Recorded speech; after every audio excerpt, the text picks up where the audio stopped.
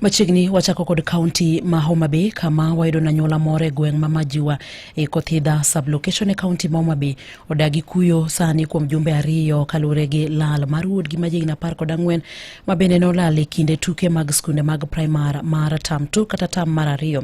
Jamie Junior Otieno ma grade 7 ne onemo gika tarik 16 mar dweni. Familia mare wacho ni ne olal kendo pok ing'eyo kama entiere tok nyiso mingi ni ne odhi limo dagi.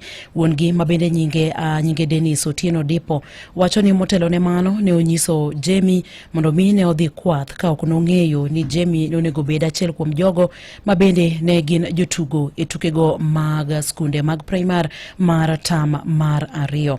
Odipo wacho ni gisechwalo lipot ne obila to kata kamano pok ging'eyo kama wuodgi no nitiere.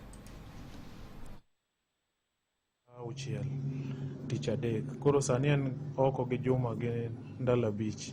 Nyathini luongo ni Jamie Junior Otieno. Nyinge mong'ere en Jim. Osomo Majiwa Primary School grade 7. Dala kanowuok achiew gokinyi to nonengo bed kare chieng'no ne en chieng' sport. Koro ka ne en chieng' sport to ne ok ang'e ni sport ne nitie Homa Bay. Koro ka chiew gokinyi to akone ni omera ka ok udhi skul to ing'i ka sa oromo to igony jamni idhi kwath. To kona ni sawa. Koro bang'e no ka wuok to ridore odhi kadagi. Koro kodhi kadagi mwalo kanyo, okono min gi no ridore kadagi. Koridore kadagi mwalo kanyo to ema ok oduogo dala nyaka kawuono. To ng'ama nochwanyore kode ne onge.